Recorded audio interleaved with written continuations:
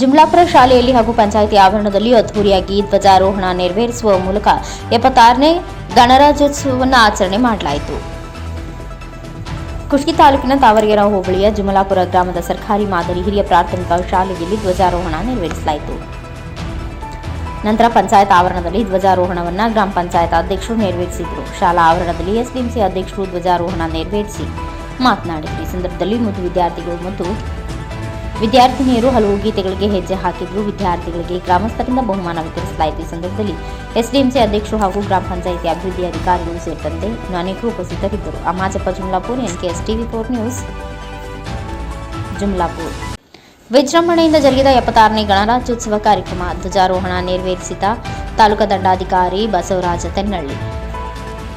ಯಲಬುರ್ಗಾ ತಾಲೂಕಾ ಕ್ರೀಡಾಂಗಣದಲ್ಲಿ ಸಂಭ್ರಮದಿಂದ ಜರುಗಿದ 76ನೇ ಗಣರಾಜ್ಯೋತ್ಸವ ಕಾರ್ಯಕ್ರಮದ ಘನ ಅಧ್ಯಕ್ಷತೆಯನ್ನು ಶಾಸಕ ಮತ್ತು ಮುಖ್ಯಮಂತ್ರಿ ಆರ್ಥಿಕ ಸಲಹೆಗಾರರಾದ ಬಸವರಾಜ ರಾಯರೆಡ್ಡಿ ಧ್ವಜಾರೋಹಣ ಕಾರ್ಯಕ್ರಮ ನೆರವೇರಿಸಿದ ಬಳಿಕ 76ನೇ ಗಣರಾಜ್ಯೋತ್ಸವ ಉದ್ದೇಶಿಸಿ ಮಾತನಾಡಿದರು. ನಂತರ ತಹಸೀಲ್ದಾರ್ ಬಸವರಾಜ ತೆನ್ನಳ್ಳಿ ಧ್ವಜಾರೋಹಣ ಕಾರ್ಯಕ್ರಮ ನೆರವೇರಿಸಿದರು. ನಂತರ ಗಣರಾಜ್ಯೋತ್ಸವ ಕಾರ್ಯಕ್ರಮದ ಕುರಿತು ಮಾತನಾಡಿದರು.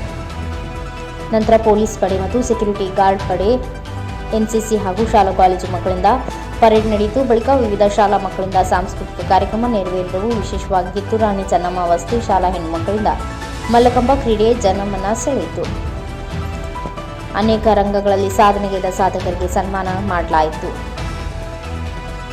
ಮುಖಂಡರಾದ ಬಸವರಾಜ ಉಳ್ಳಾಗಡ್ಡಿ, ಹನುಮಂತಪ್ಪ ಚಂಡೂರು, ಯಂಕಣ್ಣ ಯರಾಸಿ, ಇನ್ನಿತರ ಮುಖಂಡರು ಹಾಗೂ ಸಂತೋಷ್ ಪಾಟೀಲ್ ಸೇರಿದಂತೆ ಇನ್ನು ಅನೇಕರು ಉಪಸ್ಥಿತರಿದ್ದರು. CA Adi, NKS TV4 news, Yelburga.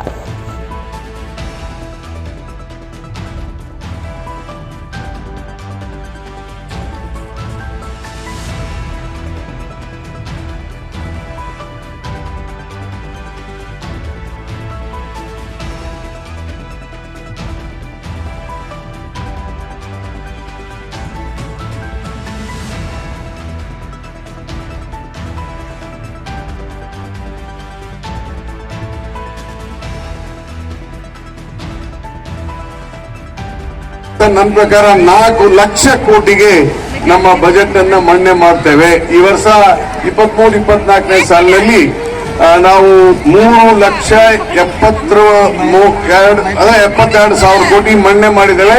But we are reaching 379, ಅಂದ್ರೆ revise budget estimate will be 379 ಆಗ್ತದೆ. ಹೀಗಾಗಿ ಅದನ್ನ 4 ಲಕ್ಷ ಕೋಟಿ ಮಾಡಬೇಕಾಗುತ್ತೆ ಅಂತ ಅನಿಸ್ತದೆ ನಮಗೆ. ಆಗುತ್ತೆ. ಟ್ಯಾಕ್ಸ್ ಕಲೆಕ್ಷನ್ ಅಲ್ಲಿ we are number 1, GDP we are number 1. ಹೀಗಾಗಿ ನಮ್ಮ ಆರ್ಥಿಕ ಕೊರತೆ ಇಲ್ಲ. ಆದ್ರೆ ಕೆಲವು ಆಡಳಿತದ ಸುಧಾರಣೆ ಆಗಬೇಕಾಗಿದೆ. ಆಡಳಿತದಲ್ಲಿ ಭ್ರಷ್ಟಾಚಾರ ಜಾಸ್ತಿ ಇದೆ, ಅದನ್ನೆಲ್ಲ ಕಡಿಮೆ ಮಾಡಬೇಕು. ಅದಕ್ಕೆ ನಮ್ಮ ಮುಖ್ಯಮಂತ್ರಿಗಳು ಈ ವರ್ಷ ಹೇಳಿದ್ದಾರೆ, ಆಡಳಿತದಲ್ಲಿ ಭ್ರಷ್ಟಾಚಾರ ಕಡಿಮೆ ಮಾಡಲೇಬೇಕಾಗ್ತದೆ. ಅದ್ರ ಬಗ್ಗೆ ಒಂದು ಕಾರ್ಯಪಡೆಯನ್ನ ಇನ್ನೂ ಹೆಚ್ಚಿನ ಇದರಲ್ಲಿ ಮಾಡೋಣ ಅಂತ ಹೇಳಿ ಮಾನ್ಯ ಮುಖ್ಯಮಂತ್ರಿಗಳು, ಜನಪರವಾದಂತ ಮುಖ್ಯಮಂತ್ರಿಗಳು ಬಹಳ. ಮಸ್ಕಿ ತಾಲೂಕಿನ ಹೈಟೆಕ್ ಕಂಪ್ಯೂಟರ್ ಶಿಕ್ಷಣ ತರಬೇತಿ ಕೇಂದ್ರದಲ್ಲಿ ಗ್ರಾಜ್ಯುಯೇಷನ್ ಡೇ ಕಾರ್ಯಕ್ರಮವನ್ನು ಹಮ್ಮಿಕೊಳ್ಳಲಾಗಿತ್ತು. ಹೆಲ್ಡ್ ಹೈ ಫೌಂಡೇಶನ್ ಮತ್ತು ಲ್ಯಾಂಡ್ ಮಾರ್ಕ್ ಗ್ರೂಪ್ ಇವರ ಅಡಿಯಲ್ಲಿ ಹೈಟೆಕ್ ಕಂಪ್ಯೂಟರ್ ಶಿಕ್ಷಣ ತರಬೇತಿ ಕೇಂದ್ರದಲ್ಲಿ 60 ದಿನಗಳ ಕಾಲ ಉಚಿತ ರಿಟೇಲ್ ಡೆಮೋನ್ ಸ್ಕಿಲ್ ಮತ್ತು ಕಂಪ್ಯೂಟರ್ ಹಾಗೂ ಸ್ಪೋಕನ್ ಇಂಗ್ಲಿಷ್ ಮತ್ತು ಇತರ ಕೌಶಲ್ಯ ತರಬೇತಿ ನೀಡಲಾಯಿತು. ಲ್ಯಾಂಡ್ ಮಾರ್ಕ್ ಗ್ರೂಪ್ ಮತ್ತು HHH ಫೌಂಡೇಶನ್ ಮಸ್ಕಿ ವತಿಯಿಂದ ಕಲಿಕಾರ್ಥಿಗಳಿಗೆ ಪ್ರಮಾಣ ಪತ್ರ ಜೊತೆಗೆ 4,000 ರೂಪಾಯಿ ಪ್ರೋತ್ಸಾಹಧನ ಮತ್ತು ಡ್ರೆಸ್ ಹಾಗೂ ಶೂ ಅನ್ನು ವಿತರಿಸಲಾಯಿತು. ಕಾರ್ಯಕ್ರಮದಲ್ಲಿ ಪುರಸಭೆ ಅಧ್ಯಕ್ಷರಾದ ಮಲ್ಲಣ್ಣ ಅಂಬಾಡಿ ಮತ್ತು ಪುರಸಭೆ ಸದಸ್ಯರಾದ ನೂರ್ ಅಹಮದ್ ಹಾಗೂ ಡಾಕ್ಟರ್ ಸಂತೋಷ್ ಹಾಗೂ ಸಂಸ್ಥೆ ವ್ಯವಸ್ಥಾಪಕರಾದ ಯಮನೂರು ಕನ್ನಾರಿ, ಟ್ರೈನರ್ ಆದ ಪ್ರತಾಪ್ ಲೋಕ್ರೆ, ಮಸ್ಕಿ, ಚಂದ್ರಶೇಖರ ಭೋವಿ ಇನ್ನು ಅನೇಕರನ್ನ ಸನ್ಮಾನಿಸಲಾಯಿತು. ಕಾರ್ಯಕ್ರಮದ ಕುರಿತು ಮಾತನಾಡಿದ ಪುರಸಭೆ ಅಧ್ಯಕ್ಷರಾದ ಮಲ್ಲಣ್ಣ ಅಂಬಾಡಿಯವರು, ಎಲ್ಲರೂ ಚೆನ್ನಾಗಿ ಅಭ್ಯಾಸ ಮಾಡಿ ಶ್ರದ್ಧೆಯಿಂದ ಕೆಲಸ ಮಾಡಿದರೆ ಮಾತ್ರ ಉನ್ನತ ಮಟ್ಟಕ್ಕೆ ತಲುಪಲು ಸಾಧ್ಯ ಹಾಗೂ ಶಿಕ್ಷಣ ಬಹಳ ಮುಖ್ಯವಾದದ್ದು ಮತ್ತು 2 ತಿಂಗಳ ಕಾಲ ತರಬೇತಿ ಪಡೆದುಕೊಂಡಿದ್ದು ನಮಗೆ ಬಹಳ ಸಂತೋಷವಾಗಿದೆ ಎಂದರು. Virupakshayya Swami Salimath, NKS TV4 news, Maski. Training ಹೋಗೋದ್ರಿಂದ ನನಗೇನು ಕಡಿಮೆ ಆಗ್ತಿಲ್ಲ. ಟ್ರೈನಿಂಗ್ ಹೋಗ್ಬೇಕು, ಅವ್ರು 4,000 ಆಗ್ತಾರೋ 10,000 ಆಗ್ತಾರೋ ಅದು ಮುಖ್ಯ ಅಲ್ಲ. ಅಲ್ಲಿ ಹೋಗಿ ನಾವೇನು ಅದು ನ್ಯಾಲೇಜ್ ತಂದೆಲ್ಲ ಎಷ್ಟು ಲಕ್ಷ ಕೊಟ್ಟರು ಆ ನ್ಯಾಲೇಜ್ ಸಿಗಲಿಲ್ಲ. ಅದಕ್ಕೆ ನಿಮಗೆಲ್ಲರಿಗೂ ಒಂದು ಕ್ಯೂ ಮಾತು ಹೇಳ್ತೀನಿ. ಸರ್ ಹೇಳಿದ್ರು, ಪುರಸಭೆ ಕಡೆಯಿಂದ ಏನಾದರೂ ಇರ್ತಾರೆ ಪುರಸಭೆಯಿಂದ ನೀವು ಹೆಚ್ಚು ಪೇಪರನ್ನು ಓದೋದು ಕಲೀರಿ, ಅದ್ರಾಗ ಆ್ಯಡ್ ಇರ್ತಾರೆ. ಆಮೇಲೆ ಬೆಂಗಳೂರಲ್ಲಿ ಮಾಲಲ್ಲಿ ಹೋಗ್ಬೇಕಾದ್ರೆ ನಾವೆಲ್ಲ ನೋಡ್ತೀವಿ, ಬೆಂಗಳೂರವರು ಯಾರು ಇಲ್ಲ, ಇಲ್ಲಿಂದ ಹೋದವ್ರು ಮಾತ್ರ ಬೆಂಗಳೂರಲ್ಲಿ ಜೀವನ ರೂಪಿಸ್ಕೊಂಡಿರ್ತಾರೆ. ದಯಮಾಡಿ ನೀವೆಲ್ಲರೂ ಈ ಒಂದು ಸರ್ಟಿಫಿಕೇಟನ್ನು ತಗೊಂಡು ನಿಮ್ಮ ಜೀವನ ಭಾಳ ಯಶಸ್ವಿಯಾಗಲಿ ಅಂತ ಹೇಳ್ತಾ ನಾನು 2 ಮಾತುಗಳನ್ನು. ಹೆಜ್ಜೆಯನ್ನು ದಾಳಿ ಯುವಕ ಸಾವು. ಹುಲಸೂರು ತಾಲೂಕಿನ ಗಡಿ ಗೌಡಗಾಂವ್ ಗ್ರಾಮದ ಯುವರಾಜ್ ಬಿರಾದಾರ್ ಸಾವು. ಹೊಲದಲ್ಲಿ ಕೆಲಸ ಮಾಡುತ್ತಿದ್ದಾಗ ಹೆಜ್ಜೆಯನ್ನು ನೊಣಗಳು ಏಕಾಏಕಿ ದಾಳಿ ಮಾಡಿದ್ದು, ಅವುಗಳನ್ನು ಓಡಿಸಲು ಬೆಂಕಿ ಹಚ್ಚಿದ್ದು, ಹೆಜ್ಜೆಯನ್ನು ದಾಳಿಯಿಂದ ತಪ್ಪಿಸಿಕೊಳ್ಳಲು ಹೋಗಿ ಬೆಂಕಿಯಲ್ಲಿ ಬಿದ್ದು ಗಾಯಗೊಂಡಿದ್ದು. ಕೂಡಲೇ ಬಸವ ಕಲ್ಯಾಣ ಸರ್ಕಾರಿ ಆಸ್ಪತ್ರೆಗೆ ದಾಖಲಾಗಿದ್ದು, ವೈದ್ಯರು ತಪಾಸಣೆ ನಡೆಸಿ ಮೃತಪಟ್ಟಿದ್ದಾರೆ ಎಂದು ಕುಟುಂಬದವರಿಗೆ ತಿಳಿಸಿದರು. ಸ್ಥಳಕ್ಕೆ ಬಸವ ಕಲ್ಯಾಣ ಶಾಸಕ ಶರಣು ಸಲ್ಕರ್ ಭೇಟಿ ನೀಡಿ ಕುಟುಂಬಸ್ಥರಿಗೆ ಸಾಂತ್ವನ ತಿಳಿಸಿದರು. Shrimantrao Inchure, NKS TV4 news, Bidar.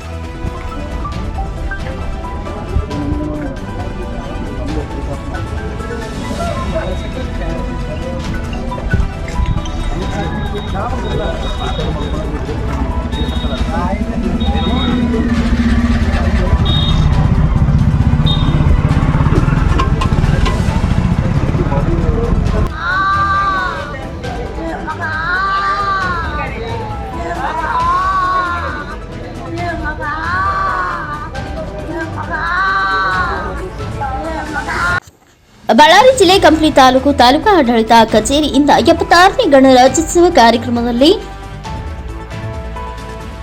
ಶಾಮಿಯಾ ಚಂದ ಶಾಲೆ ಆವರಣದಲ್ಲಿ ಸರ್ಕಾರ ಗೌರವಗಳೊಂದಿಗೆ ಸಚ್ಚಿದಾನಂದ ಹಿರೇಮಠ ಅವರನ್ನ ಉತ್ತಮ ದೃಶ್ಯ ಮಾಧ್ಯಮ ವರದಿಗಾರ ಎಂದು ಸನ್ಮಾನಿಸಲಾಯಿತು.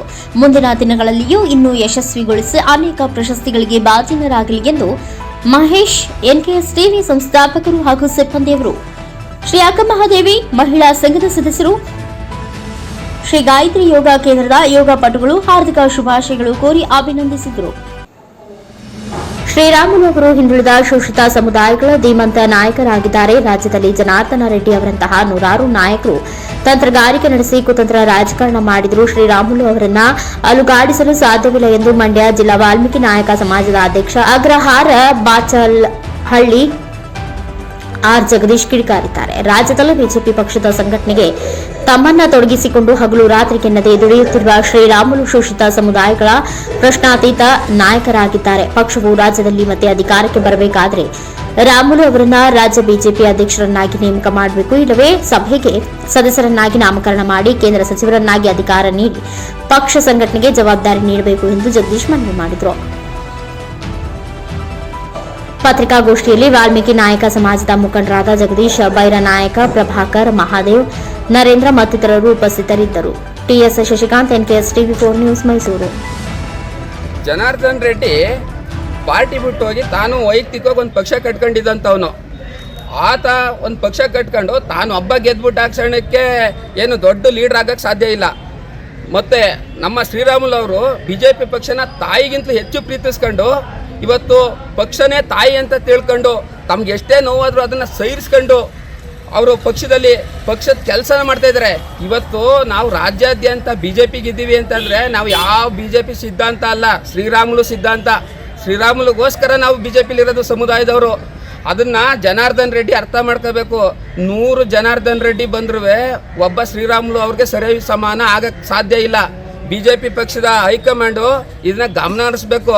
ನೀವು ಈತ ಇಲ್ಲುದ್ದ ಸಲ್ಲುದ್ದ ಆರೋಪ ಮಾಡ್ತಾನೆ ಅಂತ ಅಂದ್ಬಿಟ್ಟು ಅವನ ಮಾತು ಕೇಳ್ಕೊಂಡು ಏನಾದ್ರೆ ಶ್ರೀರಾಮುಲುಗೆ ನೀವು ನೆಗ್ಲೆಕ್ಟ್ ಮಾಡೋ ಕೆಲಸ ಮಾಡಿದ್ರೆ ಮುಂದೆ ಪ್ರಾಯಶ್ಚಿತ್ತನ ನೀವು ಅನುಭವಿಸ್ಬೇಕಾಯ್ತದೆ.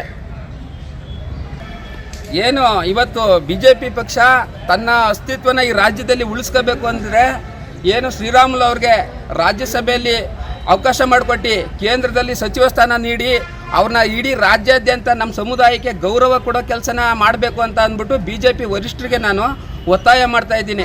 ಮತ್ತು ಅವ್ರನ್ನ ನೀವು ಎಷ್ಟು ನೆಗ್ಲೆಕ್ಟ್ ಮಾಡ್ತೀರಿ ಅಷ್ಟು ಪಕ್ಷ ಹಿನ್ನಡೆ ಆಯ್ತದೆ ಅನ್ನೋದನ್ನು ಕೂಡ ನಾವು ಎಚ್ಚರಿಕೆನೂ ಕೊಡ್ತೀವಿ.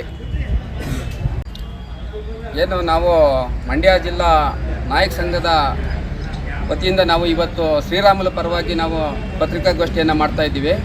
ಏನು ಮೊನ್ನೆ BJP ಕೋರ್ ಕಮಿಟಿನಲ್ಲಿ ರಾಧಾ ಮೋಹನ್ ದಾಸ್ ಅಗರ್ವಾಲ್ ಅವರು ಶ್ರೀರಾಮುಲು ಅವ್ರನ್ನ ಸಂಡೂರು ಚುನಾವಣೆ ವಿಚಾರವಾಗಿ ಸೋಲು ನಿಮ್ಮಿಂದ ಅಂತ ಆರೋಪ ಮಾಡಿದ್ದಾರೆ. ಈ ಆರೋಪನ ಖಂಡಿಸಿ ನಾವು ಇವತ್ತು ಒಂದು ಪತ್ರಿಕಾಗೋಷ್ಠಿಯನ್ನು ಕರೆದಿದ್ದೀವಿ. ಏನು ಈ ರಾಜ್ಯದ ಒಬ್ಬ ಅಹಿಂದ ನಾಯಕ, ಒಬ್ಬ ಮಾಸ್ ಲೀಡರ್ ಅಂಥ ವ್ಯಕ್ತಿನ ಒಂದು ಕೋರ್ ಕಮಿಟಿ ಸಭೆಯಲ್ಲಿ ಯಾರ್ದೋ ಪಿತೂರಿ ಊದೋ ಅಂತರ್ನ ಮಾತು ಕೇಳ್ಕೊಂಡು ಶ್ರೀರಾಮುಲು ಬಗ್ಗೆ ಮಾತಾಡಿರೋದು ನಾವು ಖಂಡಿಸ್ತೀವಿ. ರಾಧಾಮೋಹನ್ ದಾಸ್ ಅಗರ್ವಾಲ್ ಅವ್ರನ್ನ. ಮತ್ತು ಅವರು ಈ ರಾಜ್ಯದ ಉಸ್ತುವಾರಿ ತಗೊಳ್ಳೋಕ್ಕೆ ಅವ್ರಿಗೆ ಅನಾಲಾಯಕ. ಅವರು ಈ ರಾಜ್ಯದ ರಾಜಕೀಯ ಅಂಕಿಅಂಶನೇ ಗೊತ್ತಿಲ್ಲ ಅವ್ರಿಗೆ. ಅಂಥವ್ರು ಇಲ್ಲಿ ಬಂದು ಒಬ್ಬ ಮಾಸ್ ಲೀಡ್ರನ್ನ ಇವತ್ತೇನಾರ ಈ ರಾಜ್ಯದಲ್ಲಿ ಪ್ರತಿ ಕ್ಷೇತ್ರದಲ್ಲೂ ಒಂದು 20,000 ಓಟ್ನ ಹಾಕಿಸ್ಬೋದು ಅನ್ನೋ ತಾಕತ್ತು ಏನಾರ BJP ಒಳಗೆ ಯಾರಿಗಾರ ಇದ್ದರೆ ಅದು ಶ್ರೀರಾಮುಲುಗೆ ಮಾತ್ರ ಇರೋವಂಥದ್ದು. ಏನು ಕೆಲವ್ರು ಪಿತೂರಿ ಶ್ರೀರಾಮುಲು ಅವರು ಒಬ್ಬ ಮಾಸ್ ಲೀಡ್ರು, ಒಬ್ಬ ಮುಖ್ಯಮಂತ್ರಿ ಅಭ್ಯರ್ಥಿ ಆಗಿಬಿಡ್ತಾನೆ ಅನ್ನೋ ಒಂದು ಕಾರಣದಲ್ಲಿ ಅವ್ರನ್ನ ಎಲ್ಲ ಹಂತದಲ್ಲಿ ಎಲ್ಲೆಲ್ಲಿ ಪಿತೂರಿ ಕೆಲಸ ಮಾಡಬೇಕು ಅಲ್ಲಿ ಪಿತೂರಿ ಮಾಡುತ್ತಲೇ ಇದ್ದಾರೆ. ಇದನ್ನು ನಮ್ಮ ಸಮಾಜ ರಾಜ್ಯಾದ್ಯಂತ ಗಮನಿಸ್ತಾ ಇದೆ.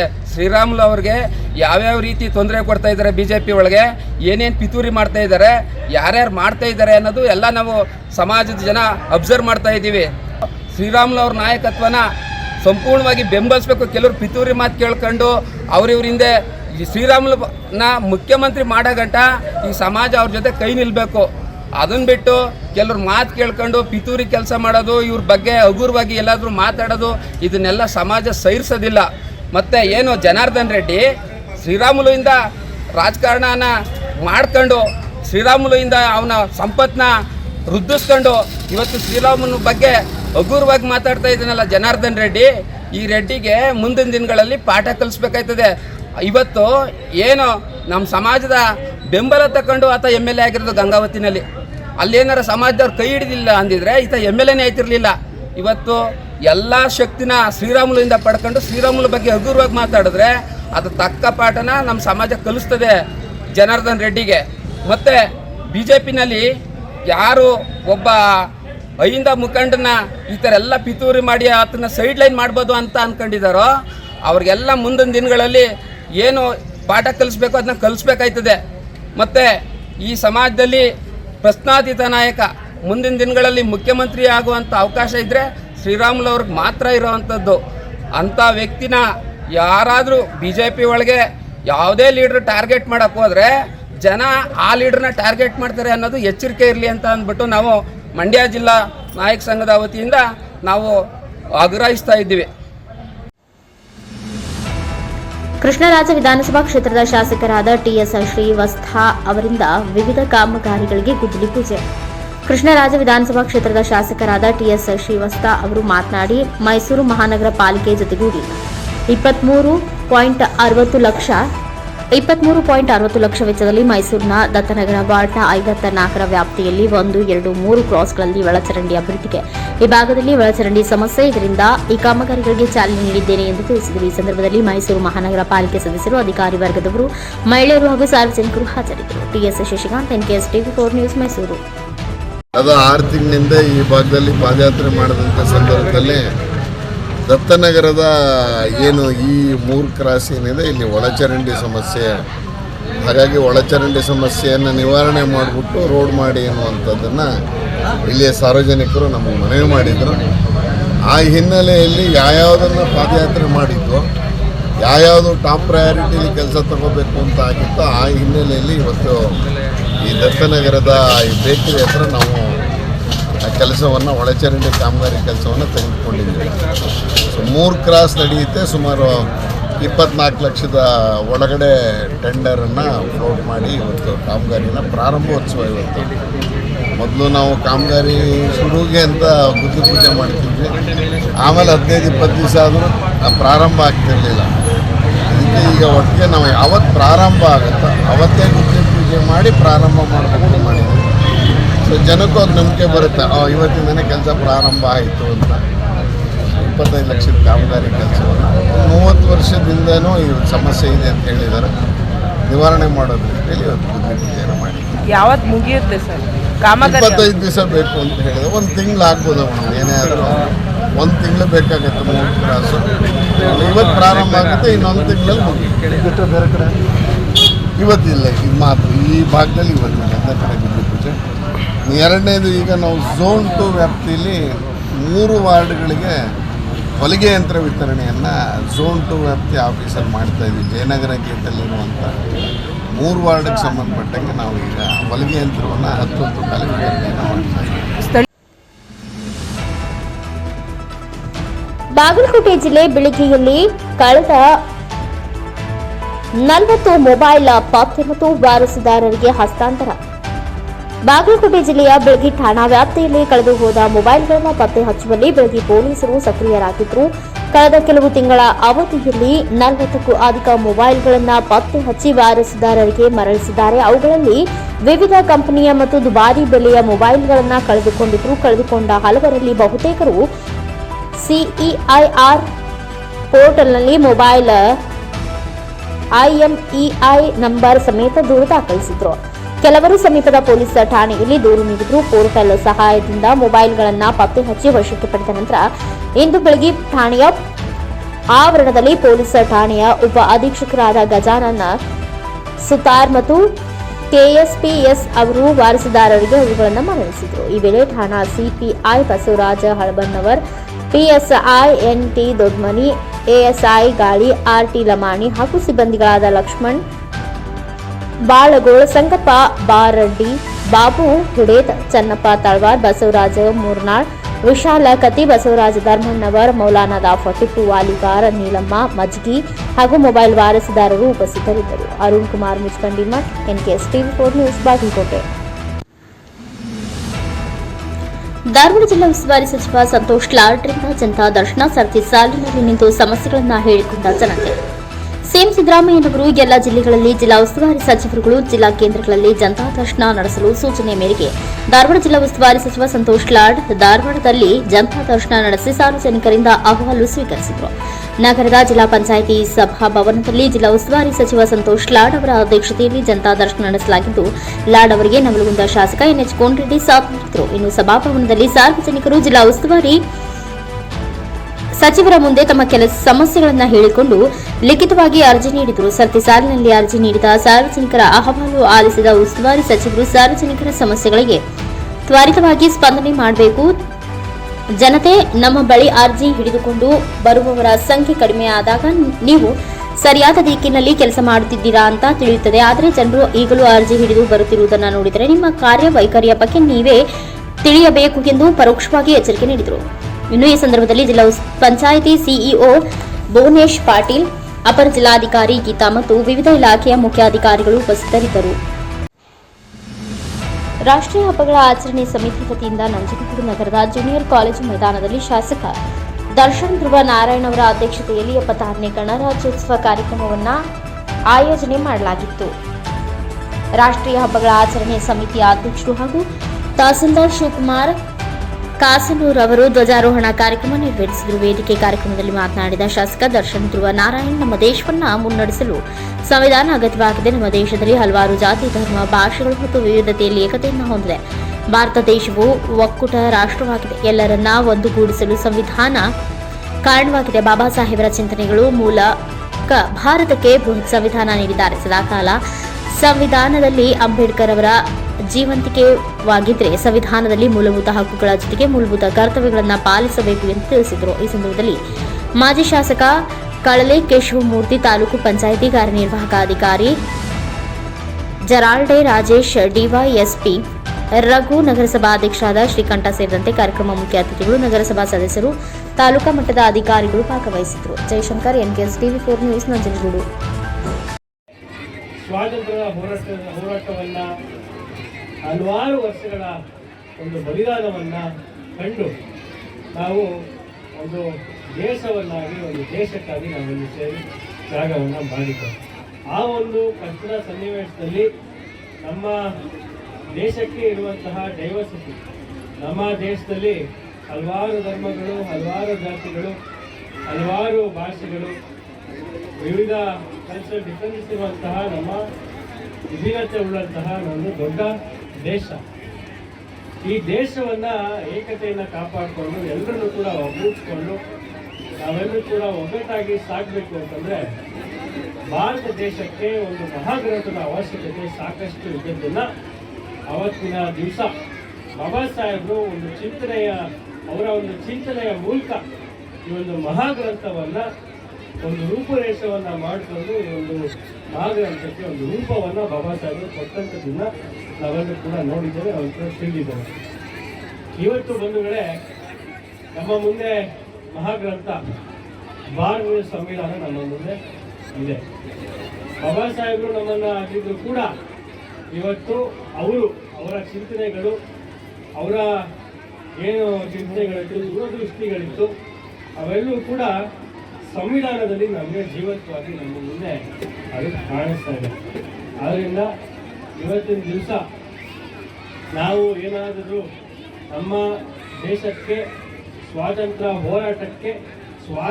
ಹೋರಾಟದಲ್ಲಿ ತ್ಯಾಗ ಮಾಡಿದಂತಹ ಹಲವಾರು ಸ್ವಾತಂತ್ರ್ಯ ಹೋರಾಟಗಾರರಿಗೆ ಸಂವಿಧಾನವನ್ನು ಕೊಟ್ಟಂತಹ ಸಂವಿಧಾನ ಶಿಲ್ಪಿ, ಮಹಾಜ್ಞಾನಿ, ಈ ವಿಶ್ವಕರ್ಣಂತಹ ಜೀವಂತ ನಾಯಕ ಬಾಬಾ ಸಾಹೇಬ್ ಅಂಬೇಡ್ಕರ್ ಅವರಿಗೆ ನಾವೇನಾದರೂ ನಿಜವಾದ ಗೌರವವನ್ನು ಸಲ್ಲಿಸಬೇಕು ಅಂತಂದರೆ ನಾವೆಲ್ಲರೂ ಕೂಡ ಸೇರಿ ಈ ಸಂವಿಧಾನವನ್ನು ಪಾಲನೆಯನ್ನು ಮಾಡಬೇಕಾಗ್ತದೆ. ಈಗ ಮಾತನಾಡ್ತಾ ಹೇಳಿದ್ರು ಮುಖ್ಯ ಭಾಷಣಕಾರರು. ಮೈಕ್ರೋ ಫೈನಾನ್ಸ್ ಕಿರುಕುಳಕ್ಕೆ ಇಬ್ಬರು ವ್ಯಕ್ತಿಗಳು ಬಲಿ. ಮುಖ್ಯಮಂತ್ರಿ ತವರು ಕ್ಷೇತ್ರದಲ್ಲಿ ಸಂಘಟನೆಗಳಿಂದ ಸರ್ಕಾರಕ್ಕೆ ಧಿಕ್ಕಾರ.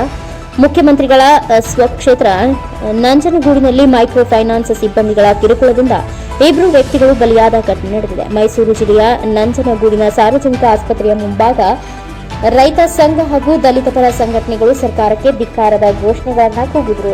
ಮೈಕ್ರೋ ಫೈನಾನ್ಸ್ ಸಿಬ್ಬಂದಿಗಳ ಕಿರುಕುಳಕ್ಕೆ ಬೆದರಿ ಆತ್ಮಹತ್ಯೆಗೆ ಶರಣಾಗಿದ್ದಾರೆ ಎಂದು ಹೇಳಲಾಗಿದೆ. ನಂಜನಗೂಡು ತಾಲೂಕಿನ ಮಲ್ಕೊಂಡಿ ಗ್ರಾಮದಲ್ಲಿ ಘಟನೆ ನಡೆದಿದೆ. ಕೃಷ್ಣಮೂರ್ತಿ ಮೃತ ವ್ಯಕ್ತಿ ಇಂದು ಬೆಳಗ್ಗೆ 9 ಗಂಟೆ ಸಮಯಕ್ಕೆ ವಾಸದ ಮನೆಯಲ್ಲಿ ನೇಣಿಗೆ ಶರಣಾಗಿದ್ದಾರೆ.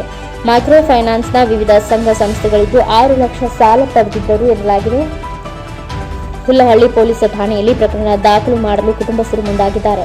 ಘಟನಾ ಸ್ಥಳಕ್ಕೆ ಹುಲ್ಲಹಳ್ಳಿ ಪೊಲೀಸ್ ಠಾಣೆ ಪಿಎಸ್ಐ ಚೇತನ್ ಕುಮಾರ್ ಭೇಟಿ ನೀಡಿ ಪರಿಶೀಲನೆ ನಡೆಸಿದ್ದಾರೆ. ಮತ್ತೊಂದು ಪ್ರಕರಣ ನಂಜನಗೂಡು ತಾಲೂಕಿನ ಅಂಬಳೆ ಗ್ರಾಮದ ಮಹಿಳೆ ಜಯಶೀಲ 55 ಎಂಬುವರು ನಿನ್ನೆ ಮೃತಪಟ್ಟಿದ್ದಾರೆ. ಇವರು ಹಸು ಸಾಕಾಣಿಕೆ ಹಾಗೂ ವ್ಯವಸಾಯಕ್ಕೆ ಎಂದು ಮೈಕ್ರೋ ಫೈನಾನ್ಸ್ನಿಂದ ಸುಮಾರು 5 ಲಕ್ಷ ಸಾಲ ಪಡೆದಿದ್ದರು ಎನ್ನಲಾಗಿದೆ. ಮೈಕ್ರೋ ಫೈನಾನ್ಸ್ ಸಿಬ್ಬಂದಿಗಳ ಕಾಟಕ್ಕೆ ಹೆದರಿ ಮಾತ್ರೆಗಳನ್ನು ನುಗ್ಗಿ ಸಾವನ್ನಪ್ಪಿದ್ದಾರೆ. ಗ್ರಾಮಾಂತರ ಠಾಣೆಯಲ್ಲಿ ಪ್ರಕರಣ ದಾಖಲಾಗಿದೆ. ಇದೇ ರೀತಿ ಮುಖ್ಯಮಂತ್ರಿಗಳ ಸ್ವಕ್ಷೇತ್ರದಲ್ಲಿ ಮುಂದಿನ ದಿನಗಳಲ್ಲಿ ಮಾರಣ ಹೋಮವೇ ನಡೆಯಬಹುದು. ಮುಖ್ಯಮಂತ್ರಿಗಳು ಫೈನಾನ್ಸರ್ಗಳ ವಿರುದ್ಧ ಜನರ ರಕ್ಷಣೆಯ ಬಗ್ಗೆ ಕ್ರಮ ವಹಿಸಬೇಕಿದೆ ಎಂದು ಎಲ್ಲ ರೈತ ಸಂಘಟನೆಗಳು ಒತ್ತಾಯಿಸಿದೆ.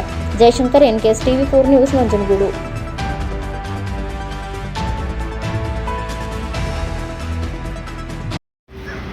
ರೈತ ಬಂಧುಗಳಿಗೆ ಕರ್ನಾಟಕ ರಾಜ್ಯ ರೈತ ಸಂಘ ಹಸಿರು ಸೇನೆ ವತಿಯಿಂದ ಮತ್ತು ನಮ್ಮ ಜನಪರ ಎಲ್ಲ ಚಳವಳಿಗಳಿಂದ ಒಂದು ಹೇಳಿಕೆ ಕೊಡೋಕ್ಕೆ ಇಷ್ಟಪಡ್ತೀವಿ. ಯಾವುದೇ ಮೈಕ್ರೋ ಫೈನಾನ್ಸಿಂದ ತೊಂದರೆಗೆ ಒಳಗಾಗಿದ್ದರೆ ದಯವಿಟ್ಟು ಆತ್ಮಹತ್ಯೆ ಮಾಡ್ಕೋಬೇಡಿ.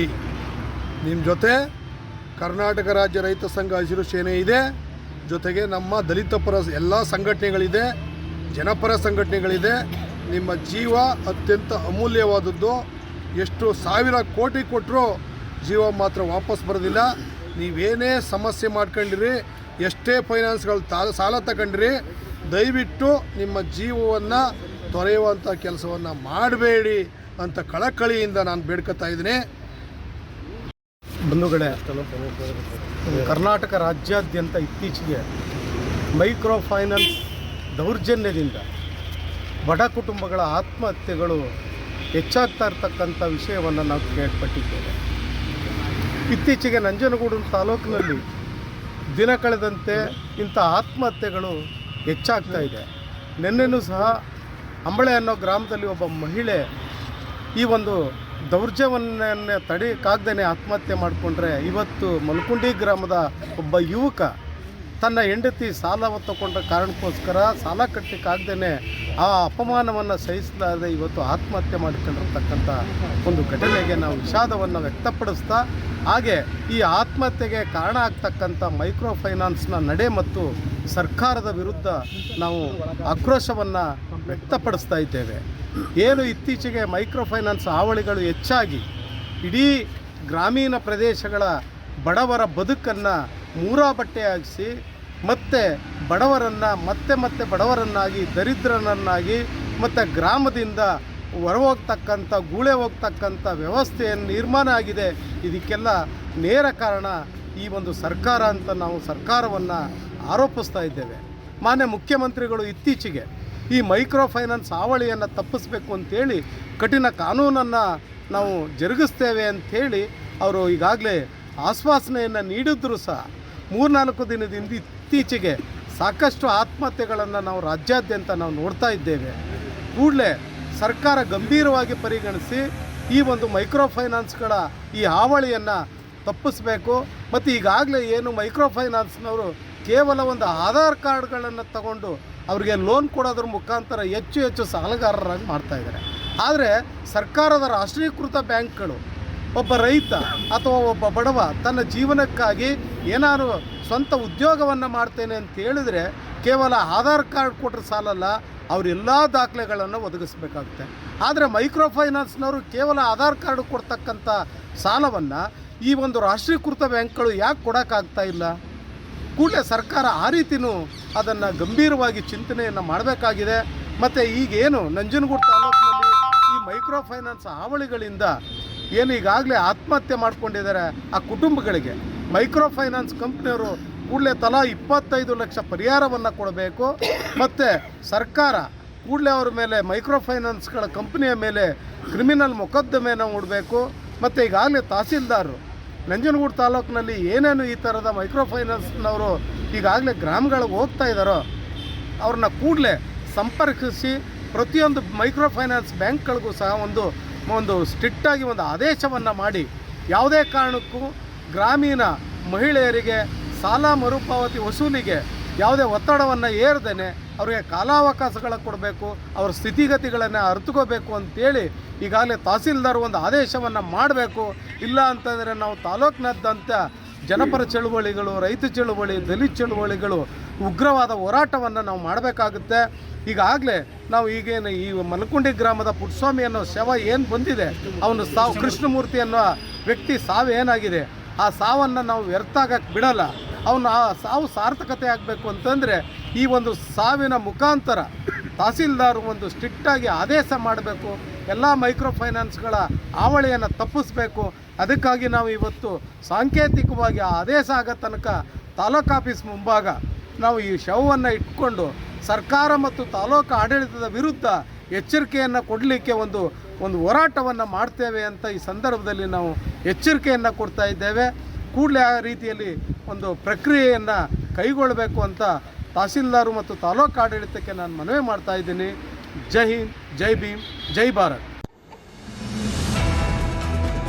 ನಾಗಮಂಗಲದಲ್ಲಿ ವಾಹನ ಚಾಲನಾ ತರಬೇತಿ ಕೇಂದ್ರ. ಮಂಡ್ಯ ಜಿಲ್ಲಾ ಉಸ್ತುವಾರಿ ಹಾಗೂ ಕೃಷಿ ಸಚಿವ ಎನ್ ಚಲುವರಾಯಸ್ವಾಮಿ ನಿರುದ್ಯೋಗಿ ಯುವ ಜನರಿಗೆ ವಾಹನ ಚಾಲನಾ ತರಬೇತಿ ನೀಡಲು ಪ್ರಾದೇಶಿಕ ಸಾರಿಗೆ ಇಲಾಖೆಯಿಂದ ವಾಹನ ಚಾಲನಾ ತರಬೇತಿ ಕೇಂದ್ರ ಪ್ರಾರಂಭಿಸಲಾಗುವುದು ಎಂದು ಕೃಷಿ ಹಾಗೂ ಜಿಲ್ಲಾ ಉಸ್ತುವಾರಿ ಸಚಿವ ಎನ್ ಚಲುವರಾಯಸ್ವಾಮಿ ಅವರು ತಿಳಿಸಿದರು.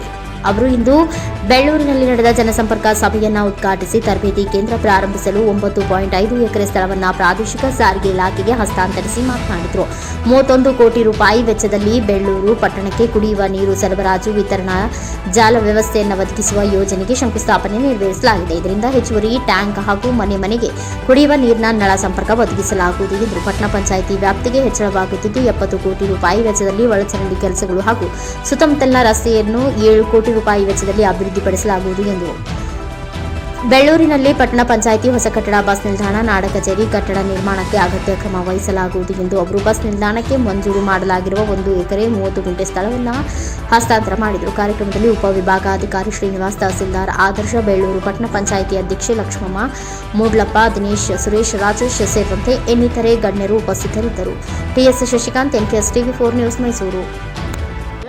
ಕಾರ್ಯಕ್ರಮದ ಒತ್ತಡದಲ್ಲಿ ಕೆಲವೊಮ್ಮೆ ತಾಲೂಕಿಗೆ ಆವಾಗವಾಗ ನಾನು ಭೇಟಿ ಕೊಟ್ಟರುವೆ ಸಂಪೂರ್ಣವಾಗಿ ಜನರ ಸಮಸ್ಯೆನ ನಾನು ಪರಿಹರಿಸಲಿಕ್ಕೆ ಸಾಧ್ಯ ಆಗದೇ ಇರೋ ಕಾರಣಕ್ಕಾಗಿ ಹೀಗೆ ಒಂದೊಂದು ಹೋಬಳಿಗೆ ಒಂದೊಂದು ಸಾರಿ ಎಲ್ಲ ಅಧಿಕಾರಿಗಳ ಜೊತೆ ಬಂದು ಸಮಸ್ಯೆಯನ್ನು ಬಗೆಹರಿಸ್ತಕ್ಕಂಥ ಕೆಲಸನ ಜನಸಂಪರ್ಕ ಸಭೆ ಮೂಲಕ ಜಿಲ್ಲಾ ಮಟ್ಟ ತಾಲೂಕು ಉಪವಿಭಾಗ ಮಟ್ಟದ ಅಧಿಕಾರಿಗಳು ಕರೆದು ಮಾಡ್ತಾಯಿದ್ದೀನಿ. ಅದೇ ರೀತಿ ಇವತ್ತು ಅನೇಕ ಒಂದು ಅಭಿವೃದ್ಧಿ ಕೆಲಸ ಉದ್ಘಾಟನೆ ಮತ್ತು ಶಂಕುಸ್ಥಾಪನೆಯನ್ನು ಮಾಡಿದ್ದೀನಿ. ಇವತ್ತು 31 ಕೋಟಿ ಕೆಲಸದಲ್ಲಿ ಕುಡಿಯೋ ನೀರು ಇರ್ಬೋದು, 1 ಕೋಟಿ ವೆಚ್ಚದಲ್ಲಿ ಕಾಲೇಜಿನ ಕಟ್ಟಡ ಇರ್ಬೋದು, 55 ಲಕ್ಷ ಶಾಲಾ ಕಟ್ಟಡ ಇರ್ಬೋದು, 5 ಕೋಟಿ ವೆಚ್ಚದಲ್ಲಿ ಒಂದು ಹಾಸ್ಟೆಲನ್ನು ಕಟ್ಟಿಡ್ತಕ್ಕಂಥದ್ದು, ಒಂದು ರಸ್ತೆಯನ್ನು ಪೂಜೆ ಮಾಡ್ತಕ್ಕಂಥದ್ದು, ಈ ರೀತಿ ಅನೇಕ ವಿಚಾರಗಳಲ್ಲಿ ಮಾಡೋದು ಸಾರ್ವಜನಿಕ ಸಮಸ್ಯೆಯನ್ನು ಕೇಳಿದೆ. ಆಗೋಯ್ತು, ಇನ್ನು ಪ್ರಕ್ರಿಯೆ ಪ್ರಾರಂಭ ಆಗುತ್ತೆ ಅಷ್ಟೇ. ಅದನ್ನೆಲ್ಲ ಒಂದು ಸ್ಪೆಷಲ್ ಆಫೀಸರ್ ನೇಮಕ ಮಾಡ್ತಾಯಿದ್ದೀನಿ ಮುಂದಿನ ವಾರ. ಅವರು ಯಾವ ರೀತಿ ಅದಕ್ಕೆ ಎಷ್ಟು ಹಣ ಬೇಕು ಅನ್ನೋದು ಅಷ್ಟೇ ಬಿಟ್ಟು ಕೊಟ್ಟು ಪ್ರೋಸೆಸ್ಸು ಬಜೆಟ್ ಘೋಷಣೆ ಆಗಿತ್ತು, ಕ್ಯಾಬಿನೆಟ್ ಅನುಮೋದನೆ ಸಿಕ್ಕಿದೆ. ಇನ್ನು ಮುಂದೆ ನಿರಂತರವಾಗಿ ಪ್ರಕ್ರಿಯೆ ನಡೆಯುತ್ತೆ. ಅದು AICC ಅವ್ರ ತೀರ್ಮಾನ, ನಮ್ಮದಲ್ಲ. ಮತ್ತೊಂದು ಕಡೆ ಈಗ ಕುಮಾರಸ್ವಾಮಿ ಅವರು ಹೇಳ್ತಾರೆ ಜಿಲ್ಲೆಗೆ ಯಾವುದೇ ರೀತಿ ಅಭಿವೃದ್ಧಿ ಪಾಪ ಏನೂ ಮಾಡಿಲ್ಲ, ಅವರೆಲ್ಲ ಮಾಡಿರೋದು ಅವರೇ. ಮೆಡಿಕಲ್ ಕಾಲೇಜು ಅವ್ರದ್ದೇ, KSRTC ಡಿವಿಷನ್ ಒಂದೇ, ಕೃಷಿ ವಿಶ್ವವಿದ್ಯಾಲಯ ಒಂದು ಅವದೇ, ಫ್ಯಾಕ್ಟ್ರಿದು ಹೌದೇ, ರಸ್ತೆನೂ ಹೌದೇ, ಕುಡಿಯೋ ನೀರು ಹೌದೇ. ಇಡೀ ಜಿಲ್ಲೆಯಲ್ಲಿ ಏನಾದ್ರು ನಾವು ಒಂದು ಜೀವನ ಮಾಡ್ತಿದ್ದೀವಿ ಅಂದರೆ ಇದಕ್ಕೆಲ್ಲ ಕೊಟ್ಟರು ಕುಮಾರಸ್ವಾಮಿನೇ. ಧನ್ಯವಾದಗಳು. ಮನ್ಮೂಲ್ ವಿಚಾರದಲ್ಲಿ ಈಗ ಸಾಕಷ್ಟು ಇದು ಬರ್ತಾ ಇದೆ. ಹೌದು ಹೌದು ಹೌದು ಹೌದು ಹೌದು ಮೊನ್ನೆ DC ಬ್ಯಾಂಕಲ್ಲಿ ನಾವು 9 ಗೆದ್ದಾಗ 4 ಜನನ ಡಿಸ್ಕ್ವಾಲಿಫೈ ಮಾಡಿದ್ರಲ್ಲ, ಆ ಪುಣ್ಯಾತಮರು ಎಕ್ಸ್ಪ್ಲನೇಷನ್ ಕೊಡಲಿ ಯಾಕೆ ಮಾಡಿದರು ಅಂತ. ಉಳಿದದ್ದು ನಾನು ಹೇಳ್ತೀನಿ, ಕಾನೂನು ಬಾಹಿರ ಇರ್ತಕ್ಕಂಥ ಸೊಸೈಟಿಗಳನ್ನ ಕ್ರಮ ತಗೊಳ್ತಕ್ಕಂಥದ್ದು ಇಲಾಖೆ ಕೆಲಸ ಮಾಡ್ತಾರೆ. ನನಗೆ ಯಾವುದೂ ದ್ವೇಷದಿಲ್ಲ. ಸೊ ದ್ವೇಷ ಮಾಡಬೇಕು ಅಂದರೆ ಯಾವತ್ತೋ ಮಾಡ್ತಿದ್ದೋ, ದ್ವೇಷದ ರಾಜಕಾರಣ ಮಾಡೋಂಗಿಲ್ಲ. ಯಾಕೆ ಅಂತ ಈ DC ಬ್ಯಾಂಕ್ನಲ್ಲಿ ಯಡಿಯೂರಪ್ಪನವ್ರು ಮುಖ್ಯಮಂತ್ರಿ ಇದ್ದಾಗ ಕುಮಾರಸ್ವಾಮಿಯವರು ಅವರ ಪಾರ್ಟಿಯವರು 4 ಜನ ಡಿಸ್ಕ್ವಾಲಿಫೈ ಮಾಡಿದ್ರಲ್ಲ ಚುನಾವಣೆ ಸಂದರ್ಭದಲ್ಲಿ, ಅದನ್ನು ಎಕ್ಸ್ಪ್ಲೈನ್ ಮಾಡಲಿ, ಮುಂದದ್ದು ಹೇಳ್ತೀನಿ. ಸರ್, ಕೇಂದ್ರ ಬಜೆಟಲ್ಲಿ ನಿರೀಕ್ಷೆ ಇದೆ ಸರ್ ರಾಜ್ಯಕ್ಕೆ? ನಿರೀಕ್ಷೆ ನಾವು ಇಟ್ಕೊಳ್ಳೋಕ್ಕೆ ಸಾಧ್ಯ ಇಲ್ಲ ಅವರಿಂದ ಕರ್ನಾಟಕಕ್ಕೆ. ಗ್ರಾಮಾಂತರ ಶಾಸಕರ ಕಾರ್ಯಾಲಯದಲ್ಲಿ ಡಾಕ್ಟರ್ ಶರಣ್ ಪ್ರಕಾಶ್ ಪಾಟೀಲ್ ಬಸನಗೌಡ ದದ್ದಲ್ರವರು ಕಾಂಗ್ರೆಸ್ ಪಕ್ಷದ ಪರಿಶಿಷ್ಟ ಪಂಗಡ ವಿಭಾಗದ ಜಿಲ್ಲಾಧ್ಯಕ್ಷರಾಗಿ ಮಲ್ಲಿಕಾರ್ಜುನ ನಾಯಕ್ ಅವರಿಗೆ ಆದೇಶ ಪ್ರತಿ ನೀಡಲಾಯಿತು. ಶಾಸಕರು ಕರ್ನಾಟಕ ಮಹರ್ಷಿ ವಾಲ್ಮೀಕಿ ಅಭಿವೃದ್ಧಿ ನಿಗಮದ ಅಧ್ಯಕ್ಷರಾದ ಬಸನಗೌಡ ದದ್ದಲ್ ಅವರು ಈ ಸಂದರ್ಭದಲ್ಲಿ ಗಿಲ್ಲೆಸುಗೂರು, ದೇವಸುಗೂರು ಬ್ಲಾಕ್ ಅಧ್ಯಕ್ಷ, ಹಿರಿಯರು, ಮುಖಂಡರು ಉಪಸ್ಥಿತರಿದ್ದರು.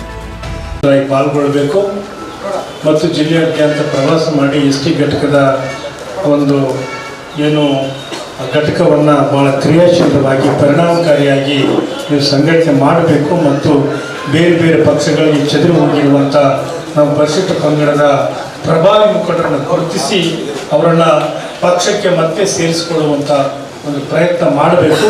ಅದರ ಜೊತೆಗೆ ಭಾಳ ನಿಗಾ ವಹಿಸಬೇಕಾದಂಥದ್ದು, ಜವಾಬ್ದಾರಿಯಿಂದ ಮಾಡಬೇಕಾಗಿಂಥದ್ದು. ಯಾರು ಪಕ್ಷದ ವಿರೋಧಿಯಲ್ಲಿ ತೊಡಗಿದ್ದಾರೆ, ಪಕ್ಷವನ್ನು ವಿರೋಧಿಸ್ತಾ ಇದ್ದಾರೆ, ಅವರನ್ನು ಯಾವುದೇ ಕಾರಣದಲ್ಲಿ ಪಕ್ಷದ ಒಳಗೆ ನುಸುಳದಂತೆ ತಾವನ್ನು ನೋಡ್ಕೊಳ್ಬೇಕು ಎನ್ನುವಂಥ ಎಚ್ಚರಿಕೆ ಮಾತನ್ನು ನಾನು ತಮ್ಮ ಮುಂದೆ ಹೇಳಿ ಬಯಸ್ತೇನೆ. ಪಕ್ಷಕ್ಕೆ ವಿರೋಧ ಮಾಡ್ತಾರೆ ಮತ್ತು ಪಕ್ಷದ ವೇದಿಕೆಗಳಲ್ಲಿ ಮುಂಚೂಣಿಯಲ್ಲಿ ನಿಂತುಕೊಂಡು ತಾವೇ ಮುಖಂಡರನ್ನು ಕೇಳಿ ಗಮನಿಸ್ಕೊಳ್ತಾರೆ. ಅಂಥವರಿಂದ ನಾವು ಅಧ್ಯಕ್ಷರು ಮತ್ತು ಎಲ್ಲರೂ ಕೂಡ ಹೆಚ್ಚಿನ ಮುತುವರ್ಜಿ ವಹಿಸಿ ಹುಷಾರಾಗಿರಬೇಕು ಅಂತ ಹೇಳಿ ತಮಗೆ ಶುಭವಾಗಲಿ.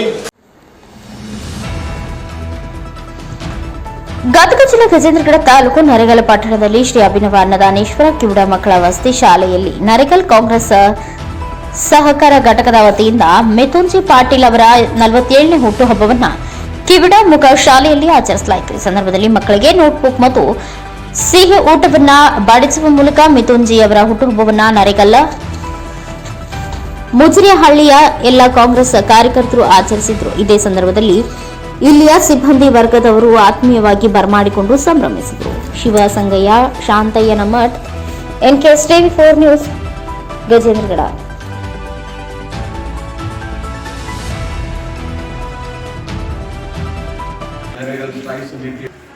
ಆತ್ಮೀಯರಾದಂತಹ ಮುತ್ತಪ್ಪ ನುಂಕಿಯವರವರೇ, ಹಿರಿಯರು, ಮಾರ್ಗದರ್ಶಕರು, ನಿವೃತ್ತ ಶಿಕ್ಷಕರಾದಂತಹ MS ಗಣೇಶಕುಮಾರ್ ಅವರೇ, ಇನ್ನೋರ್ವ ಪಟ್ಟಣ ಪಂಚಾಯಿತಿಯ ಸದಸ್ಯರಾದಂತಹ ವೀರೇಶ್ ಯೋಗಿ ಅವರೇ, ನಮ್ಮ ಈ ಒಂದು ನಮ್ಮ ಅನ್ನದಾನೇಶ್ವರ ಶಿಕ್ಷಣ ಸಂಸ್ಥೆಯ PU ಕಾಲೇಜಿನ ಪ್ರಾಚಾರ್ಯರಾದಂತಹ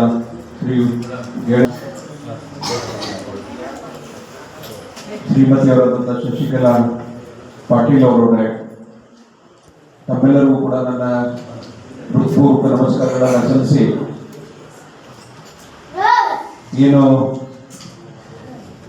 ಈ ನನ್ನ ಹುಟ್ಟುಹಬ್ಬವನ್ನು ಆಚರಿಸುವುದು ನನಗೆ ಅದಕ್ಕೆಲ್ಲ ಕಾರಣೀಕರ್ತರು, ಅದರ ಒಂದು ಆಶೀರ್ವಾದ ನಾನು ನೆನೆಸ್ಕೊಂಡು ಏನು ನನ್ನ ಹುಟ್ಟುಹಬ್ಬವನ್ನು ಯಾಕೆ ನಾನು ಯಾವಾಗಲೂ ಕೂಡ ಭಾಳ ಒಂದು ಸರಳ ರೀತಿಯಲ್ಲಿ ಆಚರಿಸಿಕೊಳ್ತಕ್ಕಂಥದ್ದು. ಅದಕ್ಕೆಲ್ಲ ಪ್ರೇರಣೆ ನಮ್ಮೆಲ್ಲ ಆತ್ಮೀಯ ಗೆಳೆಯರ ಬಳಗದು. ನಮ್ಮಲ್ಲಿರ್ತಕ್ಕಂಥ ಯಾವುದಕ್ಕೂ ಕೂಡ ನಾನು ಅವಕಾಶಗಳನ್ನು ಕೊಡೋದಿಲ್ಲ.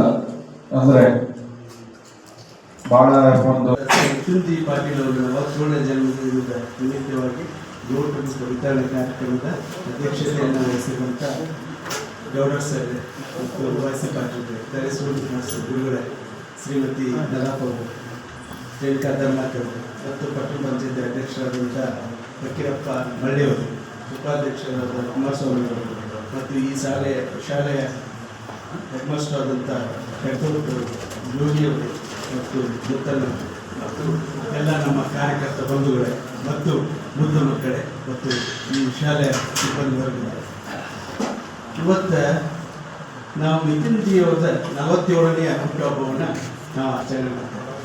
ಇದೇ ತಿಂಗಳ 13ನೇ ತಾರೀಕಿಗೆ ಅವರ ಒಂದು ಹುಟ್ಟುಹಬ್ಬವನ್ನು ಆಚರಣೆಯನ್ನು ನಾವು ರೋಣದಲ್ಲಿ ಮಾಡಿ ಎಲ್ಲ ನಮ್ಮ ಕಾರ್ಯಕರ್ತ ಬಳಗವಿತ್ತು, ಎಲ್ಲ ಇತ್ತು, ದೊಡ್ಡ ಪ್ರಮಾಣದಾಗ ಎಲ್ಲರೂ ಬಂದರು, ಎಲ್ಲರೂ ವಿಶ್ ಮಾಡಿದರು, ಜನಜಾಗೃತಿ ಇತ್ತು, ಜನ ಸಿಕ್ಕಾಪಟ್ಟೆ ಸೇರಿದ್ರು, ಆಮೇಲೆ ಊಟದ್ದು ಎಲ್ಲದೂ ಇತ್ತು.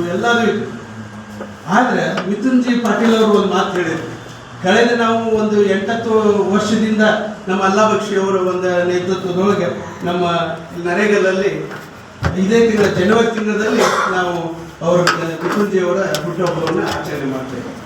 ಈಗ 3 ವರ್ಷ ಆಯಿತು, ಸುಮಾರು 3 ವರ್ಷ ಆಯಿತು. ಪ್ಯೂರ್ ಮುಖ ಸ್ಕೂಲ್ನಲ್ಲೇ ಒಂದು ರಾಷ್ಟ್ರ ಮಟ್ಟದ ಕಬಡ್ಡಿ ಪಂದ್ಯಾವಳಿಯನ್ನು ಆಯೋಜನೆ ಮಾಡ್ತಾರೆ. ನಿಮಗೆ ತಿಳಿದಿರಬೇಕು, ರೋಣದೊಳಗೆ ಕಬಡ್ಡಿ ಟೀಮ್ ಅಂತಂದ್ರೆ ಅದರ ಒಂದು ದೊಡ್ಡ ಜಿದ್ದಾಜಿದ್ದು. ಎಂಥ ಜಿದ್ದಾಜಿದ್ದಂದ್ರೆ ನಮ್ಮೂರೊಳಗೆ ಒಂದು 4 ರಿಂದ 5 ಕಬಡ್ಡಿ ಟೀಮು, 5 ಟೀಮಿಗೂ ಒಂದಕ್ಕೊಂದು ಆಗಿ ಬರ್ತಿರ್ಲಿಲ್ಲ. ಇವು 5 ಟೀಮನ್ನು ಕೂಡಿಸಿರೋ ಕೀರ್ತಿ ಇಬ್ಬರು ಸೋದರಿಗಳು, ಪ್ರಶಾಂತ್ ಪಾಟೀಲ್ಗೆ ಮತ್ತೊಂದು ಯಾವತ್ತಿದ್ದಿಲ್ಲ, ನೆನಪಿರ್ಲಿಕ್ಕಿಲ್ಲ, ಒಬ್ರಿಗೊಬ್ಬರು ಸ್ಫೂರ್ತಿದ್ದಿಲ್ಲ, ನಾವು ಸೇರ್ತಿದ್ದಿಲ್ಲ. ಎಲ್ಲೇನೋ ಆಟ ಚಲುವಾಗ ಜಗಳ ಆತಂದ್ರೆ ಆ ಟೂರ್ನಮೆಂಟ್ ಬಂದಾಗ ಊಟ ಬಿಡ್ತಿರ್ಲಿಲ್ಲ. ಅಂತ ದೊಡ್ಡ ಜಗಳ ಇರುವಂಥದ್ದನ್ನೆಲ್ಲ ಮೀರಿ ನಮ್ಮನ್ನೆಲ್ಲ ಸ್ನೇಹಿತರನ್ನಾಗಿ ಮಾಡಿ ಅದಕ್ಕೆ ಮತ್ತೊಂದು ಹೊಸ ಸ್ಪೋರ್ಟ್ಸ್ ಕ್ಲಬ್ ಮಾಡಿರಿ, ಎಲ್ಲರೂ ಸೇರ್ಕೊಂಡು ಟೀಮ್ ಮಾಡಿರಿ. ರೋಣ ಅಂತಂದ್ರೆ ಅದೊಂದು ಶಕ್ತಿ ಅಂತ ತಿಳಿಸ್ಕೊಟ್ರು. ಆ ಪರಿಣಾಮ ಸಿಟಿ ಸ್ಪೋರ್ಟ್ಸ್ ಕ್ಲಬ್ ಅಂತ ಮತ್ತೊಂದಾಗಿ ಆ ಟೂರ್ನಮೆಂಟ್ ರೋಣದೊಳಗೆ ಆಗಲಿ ಅಂತ ಹೇಳಿ ನಮ್ಮೆಲ್ಲರ ಆಶಯಕ್ಕೆ ಎಲ್ಲರೂ ವಿರೋಧ ಮಾಡೋದು ಬಿಟ್ಟರು. ಏನಂದ್ರೆ ಒಮ್ಮೆಲ್ಲ ರಾಷ್ಟ್ರ ಮಟ್ಟದ ಪ್ಲೇಯರ್ BC ರಮೇಶ್ ಅವರು ಬರಬೇಕು, ಅವ್ರ ಆಟ ನೋಡ್ಬೇಕು ನಾವು. ಆಮೇಲೆ ಗ್ಯಾಲರಿ ಹಾಕಿ ಸುಮಾರು 40 ಲಕ್ಷ ಖರ್ಚು ಮಾಡಿದ್ದಾರೆ. ಬರೀ ರೋಡ್ನಲ್ಲಿರುವ 5 ಕಬಡ್ಡಿ ಟೀಮ್ ಸಲುವಾಗಿ 40 ಲಕ್ಷ ರೂಪಾಯಿನ ಸ್ವತಃ DS ಪಾಟೀಲ್ ಸಾಹೇಬ್ರೆ ಖರ್ಚು ಮಾಡಿ ಬಹಳಷ್ಟು ಅದ್ಭುತವಾದಂತಹ ಅವತ್ತು ನಾವೆಲ್ಲ ಬಹಳಷ್ಟು ಎಂಜಾಯ್ಮೆಂಟ್ ಮಾಡಿದೆ. ಬಟ್ ಅವಾಗ ನನಗೆ ಅಪೆಂಡಿಸೈಟಿಸ್ ಆಪರೇಷನ್ ಆಗಿತ್ತು. ನನಗೆ ಅದರೊಳಗೆ ಸಂಪೂರ್ಣ ಇನ್ವಾಲ್ವ್ಮೆಂಟ್ ಆಗಕ್ಕಾಗಲಿಲ್ಲ. ಮಿಥುನ್ ಜಿ ಪಾಟೀಲ್ ಅವರ 47ನೇ ಹುಟ್ಟುಹಬ್ಬದ ನಿಮಿತ್ತವಾಗಿ ಈ ಕಾರ್ಯಕ್ರಮವನ್ನು ವೇದಿಕೆ ನೀಡಿರುವಂಥ ಅಧ್ಯಕ್ಷತೆಯನ್ನು ವಹಿಸಿದ ಮಿಥುನ್ ಜಿ ಪಾಟೀಲ್ ಸಾಹೇಬರಿಗೆ ಹುಟ್ಟುಹಬ್ಬದ ಶುಭಾಶಯಗಳನ್ನು ತಿಳಿಸ್ತಾ, ಅವರು 106 ವರ್ಷ ಕಾಲ ಅತಿ ಹೆಚ್ಚು ಅವರು ಒಂದು ಸಕ್ಸಸ್ಸನ್ನು ಕಾಣಲಿ. ಅವರು ಯಾವುದೇ ಒಂದು ಸ್ಥಿತಿಗೆ ಯಾವುದೇ ಕೆಲಸಕ್ಕೆ ಕಾಯ್ತೀರ ಅದನ್ನು ಯಶಸ್ವಿ ಮಾಡಲಾರ್ದ ಅವರ ಒಂದು ಸಂಬಂಧವನ್ನು ಯಾವ ಒಂದು ಹೋಗಿ ಅಲ್ಲಿಂದಲ್ಲೇ ಏನಾದರೂ ಕೇಳಬೇಕಾದ್ರೆ ನಾವು ಅಬ್ಸರ್ವ್ ಮಾಡ್ತಿದ್ವಿ. ಯಾರು ಕೇಳಕೊಂಡ್ರೆ ಆಗಿದಾಗ ಇಮಿಡಿಯೇಟ್ಲಿ ಫೋನ್ ಹಚ್ಚಿ ಆ ಕೆಲಸವನ್ನು ಯಶಸ್ವಿಯಾಗಿ ಮಾಡಿಕೊಡುವಂಥ ಕೆಲಸ ನಮ್ಮ ಮಿಥುನ್ ಜಿ ಪಾಟೀಲ್ ಸಾಹೇಬರು ಮಾಡ್ತಾ ಇರ್ತಾರೆ. ಇಂತಹ ಹೆಚ್ಚಿನ ಕಾರ್ಯಕ್ರಮಗಳನ್ನು ಅವರಿಗೆ ಯಶಸ್ವಿ ಸಿಗಲಿ, ಇನ್ನೂ ಮುಂದಿನ ದಿನಮಾನದಲ್ಲಿ ಒಳ್ಳೆ ಸ್ಥಾನಗಳು ಸಿಗಲಿ. ಇವತ್ತು ಈಗ ಒಂದು 6 ತಿಂಗಳಲ್ಲಿ ವೀರಶೈವ ಲಿಂಗಾಯತದ ರಾಷ್ಟ್ರೀಯ ರಾಜ್ಯ ಕಾರ್ಯಕಾರ್ಯದರ್ಶಿಯ ಸದಸ್ಯರಾಗಿ ಆಯ್ಕೆಯಾಗಿದ್ದಾರೆ. ಗೋಪಿ ಕಸ್ಬಾ ವಿಎಸ್ಎಸ್ಎನ್ ಅಧ್ಯಕ್ಷರಾಗಿ GD ಸುರೇಶ್ ಗೌಡ, ಉಪಾಧ್ಯಕ್ಷರಾಗಿ GR ಚನ್ನಬಸವಣ್ಣ ಅವರದ್ದು ಆಯ್ಕೆ. ಕಸ್ಬಾ ಹುಬ್ಬಳ್ಳಿ ಪ್ರಾಥಮಿಕ ಕೃಷಿ ಪತ್ತಿನ ಸಹಕಾರ ಸಂಘದ ಅಧ್ಯಕ್ಷ ಸ್ಥಾನಕ್ಕೆ ನಡೆದ ಚುನಾವಣೆಯಲ್ಲಿ GD ಸುರೇಶ್ ಗೌಡ ಹಾಗೂ ಉಪಾಧ್ಯಕ್ಷರಾಗಿ GR ಚನ್ನಬಸವಣ್ಣ ವಿರುದ್ಧವಾಗಿ ಆಯ್ಕೆಯಾಗಿದ್ದರು. ಪಟ್ಟಣದ MG ರಸ್ತೆಯಲ್ಲಿರುವ ವಿಎಸ್ಎಸ್ಎನ್ ಸೊಸೈಟಿ ಆವರಣದಲ್ಲಿ ನಡೆದ ಚುನಾವಣಾ ಪ್ರಕ್ರಿಯೆಯಲ್ಲಿ ಈ ಇಬ್ಬರು ಏಕೈಕ ಅಭ್ಯರ್ಥಿಯಾಗಿ ನಾಮಪತ್ರ ಸಲ್ಲಿಸಿದ್ದ ಹಿನ್ನೆಲೆ ಅವರ ಆಯ್ಕೆ ಘೋಷಣೆ ಮಾಡಲಾಯಿತು. ನೂತನ ಅಧ್ಯಕ್ಷರಾಗಿ ಆಯ್ಕೆಯಾದ GD ಸುರೇಶ್ ಗೌಡ ಮಾತನಾಡಿ, ಕಸಬಾ ವಿಎಸ್ಎಸ್ ಚುನಾವಣೆ ನಿಲ್ಲಿಸಲು ಕೆಲ ದುಷ್ಟಶಕ್ತಿಗಳು ಪ್ರಯತ್ನ ಮಾಡಿದವು. ಆದರೆ ಸರ್ಕಾರ ಸಚಿವ KN ರಾಜಣ್ಣ ಅವರ ಸಹಕಾರದಿಂದ ಚುನಾವಣೆ ಸುಸೂತ್ರವಾಗಿ ನಡೆದಿದೆ. ಎಲ್ಲ ನಿರ್ದೇಶಕರು ಅವಿರೋಧ ಆಯ್ಕೆ ನಡೆದು ಅಧ್ಯಕ್ಷ ಸ್ಥಾನಕ್ಕೆ ನನ್ನನ್ನು ಮರು ಆಯ್ಕೆ ಮಾಡಿದ್ದಾರೆ. ಎಲ್ಲ ನಿರ್ದೇಶಕರ ವಿಶ್ವಾಸ ಹಾಗೂ ಕೆಎನ್ ರಾಜಣ್ಣ ಅವರ ಆಶೀರ್ವಾದದಿಂದ ಮತ್ತೆ ಅಧ್ಯಕ್ಷನಾಗಿ ಆಯ್ಕೆಯಾಗಿದ್ದೇನೆ.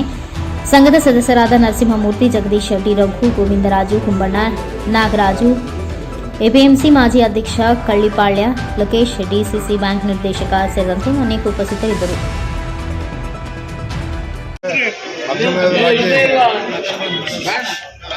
ಈ ಜಿಲ್ಲೆಯ ಸಹಕಾರಿ ಭೀಷ್ಮ ಕೆಎನ್ ರಾಜಣ್ಣ ಅವರ ಆಶೀರ್ವಾದದಿಂದ ನಾವು ಇವತ್ತು ಈ ಕಸ್ಬಾ ವ್ಯವಸಾಯ ಸೇವಾ ಸಹಕಾರ ಸಂಘದ ಅಧ್ಯಕ್ಷ ಮತ್ತು ಉಪಾಧ್ಯಕ್ಷರನ್ನ ಅವಿರೋಧವಾಗಿ ಆಯ್ಕೆ ಮಾಡಲು ಸಹಕಾರ ಮಾಡಿರ್ತಾರೆ.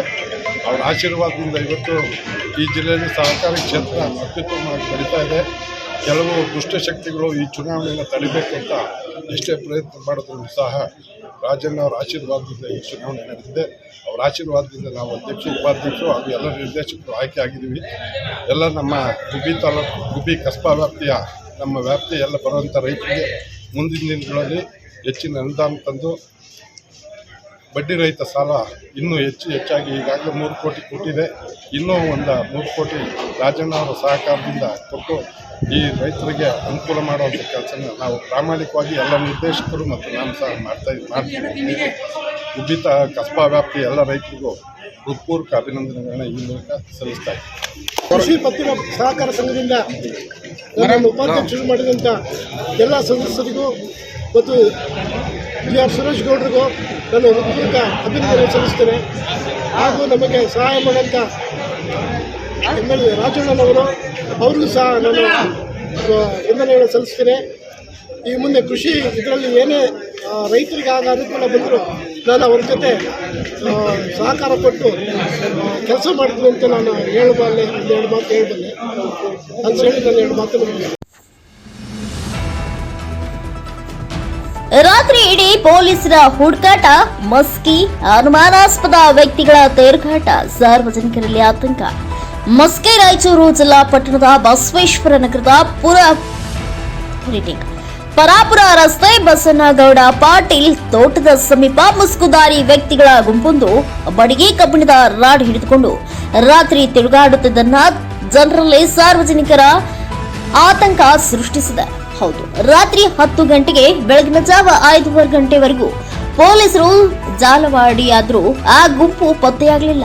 ಸಂಜೆ ಇದೇ ಗುಂಪು ಬಸವೇಶ್ವರ ನಗರದ ಪ್ರಮುಖ ಅನುಮಾನ ಬರುವ ರೀತಿಯಲ್ಲಿ ತಿರುಗಾಡಿದ್ದು ತಡವಾಗಿ ಬೆಳಕಿಗೆ ಬಂದಿದೆ. ಈ ಗುಂಪು ವ್ಯಕ್ತಿಗಳು ಮುಖಕ್ಕೆ ಮಾಸ್ಕ್ ಹಾಗೂ ತಲೆ ಸುತ್ತ ಟಾವೆಲ್ ಸುತ್ತಕೊಂಡು ಕೈಯಲ್ಲಿ ಬಡಿಗೆ ಕಬ್ಬಿಣದ ರಾಡ್ ಹಾಗೆ ಕಟ್ಟಿಗೆ ಕೊರೆಯುವ ಮಷೀನ್ ಹಿಡಿದುಕೊಂಡಿರುವುದು ಕಂಡುಬಂದಿದೆ. ಗುಂಪಿನಲ್ಲಿ 7 ಜನ ಇದ್ದು 2 ತಂಡವಾಗಿ ಅನುಮಾನ ಬರುವ ರೀತಿಯಲ್ಲಿ ತಿರುಗಾಡುವ ದೃಶ್ಯ ಪಾಟೀಲ್ ರವರ ಸಿಸಿ ಕ್ಯಾಮೆರಾದಲ್ಲಿ ಸೆರೆಯಾಗಿದೆ. ಕೂಡಲೇ ಸ್ಥಳೀಯ ಪೊಲೀಸ್ ಠಾಣೆಗೆ ಪಾಟೀಲ್ರು ಮಾಹಿತಿ ನೀಡಿದ್ದಾರೆ. ಸ್ಥಳಕ್ಕೆ ಆಗಮಿಸಿದ ಸಿಪಿಐ ಬಾಲಚಂದ್ರ, ಪಿಎಸ್ಐ ಮುದ್ದುರಂಗಯ್ಯ ಸೇರಿದಂತೆ 10 ಕಾನ್ಸ್ಟೇಬಲ್ ಪೊಲೀಸರು ಹಾಗೂ 50 ಜನರು ರಾತ್ರಿ ಗಸ್ತು ತಿರುಗಾಡುತ್ತಿದ್ದ ಪೊಲೀಸರು ಹಾಗೂ ಜನರನ್ನ ನೋಡಿ ಪಕ್ಕದ ಹೊಲದಲ್ಲಿ ಅಡಗಿಕೊಂಡು ನಂತರ ಪರಾರಿಯಾಗಿದ್ದಾರೆ. ವಿರೂಪಾಕ್ಷಿಯ ಸ್ವಾಮಿ ಸಾಲಿಮಾಠ್, NKS TV4 ನ್ಯೂಸ್, ಮಸ್ಕಿ. ಕಿಲಾರಟ್ಟಿ ಗ್ರಾಮ ಪಂಚಾಯಿತಿಯಲ್ಲಿ 76ನೇ ಗಣರಾಜ್ಯೋತ್ಸವ ಧ್ವಜಾರೋಹಣ ನೆರವೇರಿಸಲಾಯಿತು. ಕುಷ್ಟಗಿ ತಾಲೂಕಿನ ತಾವರಕೆರೆ ಹೋಬಳಿಯ ಕಿಲಾರಹಟ್ಟಿ ಗ್ರಾಮದ ಪಂಚಾಯತ್ ಆವರಣದಲ್ಲಿ ಅದ್ದೂರಿಯಾಗಿ 76ನೇ ಗಣರಾಜ್ಯೋತ್ಸವ ಧ್ವಜಾರೋಹಣ ನೆರವೇರಿಸಲಾಯಿತು. ಧ್ವಜಾರೋಹಣವನ್ನ ಸಮಾಜ ಸೇವಾ ರತ್ನ ಪ್ರಶಸ್ತಿ ಪುರಸ್ಕೃತರಾದ ಗ್ರಾಮ ಪಂಚಾಯಿತಿ ಅಧ್ಯಕ್ಷರಾದ ಶರಣಗೌಡ ಪೊಲೀಸ್ ಪಾಟೀಲ್ ನೆರವೇರಿಸಿದರು. ಈ ಸಂದರ್ಭದಲ್ಲಿ ಪಂಚಾಯಿತಿ ಅಭಿವೃದ್ಧಿ ಅಧಿಕಾರಿಗಳಾದ ಶಂಕರಪ್ಪ, ಅನಂತಮ್ಮ, ಬಾಳೇಶ್, ಉಪಾಧ್ಯಕ್ಷರು ಸೇರಿದಂತೆ ಇನ್ನು ಅನೇಕ ಗಣ್ಯಮಾನ್ಯರು ಇದೇ ಸಂದರ್ಭದಲ್ಲಿ ಉಪಸ್ಥಿತರಿದ್ದರು. Amachappa Jumlapur, NKS TV4 news, Kilarahatti.